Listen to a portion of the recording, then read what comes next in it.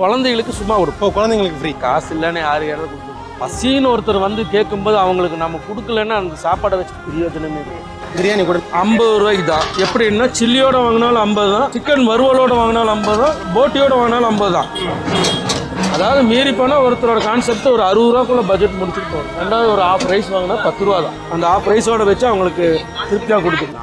Auto ஓட்டும் போது ஒரு இடத்துல போய் ஒரு சாப்பிடணும் அப்படின்னா அந்த 20 ரூபாய்க்கு நம்ம வாங்கி சாப்பிட்றோம். அப்போல்லாம் வந்து 10 ரூபாய்க்கு வந்து 4 இட்லி கொடுப்பாங்க. அந்த 4 இட்லி வாங்குறதுக்கு எவ்வளோ கஷ்டப்படும். அந்த கஷ்டத்தை உணர்ந்தம் காட்டியிருக்கேன். ஃபர்ஸ்ட் ஸ்டார்டிங்கில் நான் இங்கே பிரியாணி போடும்போது வெறும் 30 ரூபாய்க்கு தான். எத்தனை வருஷத்துக்கு முன்னாடி இது வந்து ஒரு 10-12 வருஷத்துக்கு முன்னாடி 30 ரூபா தான். சில்லியோட அப்பவும் நாங்கள் வந்து 30 ரூபாய்க்கு பிரியாணி கொடுப்போம். 20 ரூபாய்க்கு எம்டியும் இப்போ தான் கொண்டு வந்திருக்கோம். அப்போல்லாம் எம்டி வந்து 12 ரூபா தான். ஓகே. 12 ரூபாய்க்கு 10 ரூபா அவ்வளோதான்.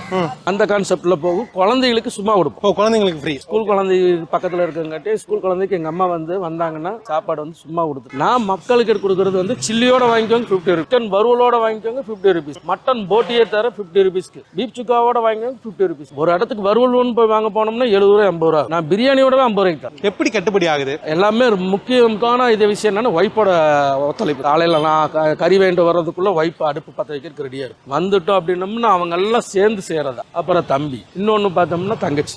அங்க நிக்கிறது எல்லாமே குடும்பத்தை சேர்ந்து ஒன் ஃபேமிலி தான். வெளியே ஒரு இடத்துக்கு வேலைக்கு போனா 500 ரூபா கிடைக்கும். அந்த 500 ரூபா இங்கே கிடைச்சா அவங்க சந்தோஷம். அதே நேரத்துக்கு எங்களுக்கு 2 நேரத்துக்கு சாப்பாடு எங்களுக்கு கை கிடைச்சது. நாங்க செய்யற சாப்பாடே நாங்க சாப்பிடுவோம். அவ்வளவுதான் விஷயம். நான் கேள்விப்பட்டேன் வயசானவங்க வந்தாலுமே வந்து ஃப்ரீயா கொடுத்துருவீங்க. வயசானவங்க காசு இல்லைன்னு யாராவது கொடுத்து. இது எப்படி நான் எனக்கு புரியல. 50 ரூபாய்க்கு பிரியாணியும் கொடுக்குறீங்க, அதுக்கு ஒரு 2 சைட் டிஷ்ஷும் கொடுக்குறீங்க.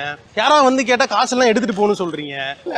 நம்ம ஒன்றும் கொண்டு போறது கிடையாது இல்லைங்களா. பசின்னு ஒருத்தர் வந்து கேட்கும்போது அவங்களுக்கு நம்ம கொடுக்கலன்னா அந்த சாப்பாடை வச்சுட்டு பிரயோஜனமே கிடையாது. உங்களுக்கு லாபமா நிக்கிதா? அதான் சொல்றேன். எல்லாம் ஃபேமிலி, மொத்தம் ஃபேமிலியோட வேலை செய்யறோம். போதுமா. குழந்தைகளுக்கு சும்மா கொடுப்போம். குழந்தைங்களுக்கு ஃப்ரீ. காசு இல்லைன்னு யாராவது கொடுத்துருவோம். பசின்னு ஒருத்தர் வந்து கேட்கும்போது அவங்களுக்கு நம்ம கொடுக்கலன்னா அந்த சாப்பாடை வச்சுட்டு பிரயோஜனமே கிடையாது. பிரியாணி கூட 50 ரூபாய்க்கு தான். எப்படின்னா சில்லியோட வாங்கினாலும் 50 தான், சிக்கன் வறுவலோட வாங்கினாலும் 50 தான், போட்டியோட வாங்கினாலும் 50 தான். அதாவது மீறி போனால் ஒருத்தரோட கான்செப்ட் ஒரு 60 ரூபாக்குள்ள பட்ஜெட் முடிச்சுட்டு போகணும். ரெண்டாவது ஒரு ஆஃப் ரைஸ் வாங்கினா 10 ரூபா தான். அந்த ஆஃப் ரைஸோட வச்சு அவங்களுக்கு திருப்தியாக கொடுக்கணும்.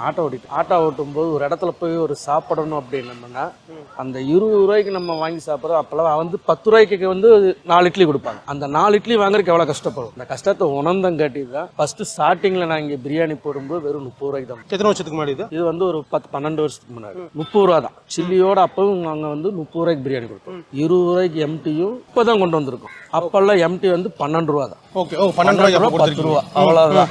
அந்த கான்செப்ட்ல போகும். குழந்தைகளுக்கு சும்மா கொடுப்போம். குழந்தைங்களுக்கு ஃப்ரீ. ஸ்கூல் குழந்தை பக்கத்துல இருக்கங்காட்டி ஸ்கூல் குழந்தைக்கு எங்க அம்மா வந்தாங்கன்னா சாப்பாடு வந்து சும்மா கொடுத்து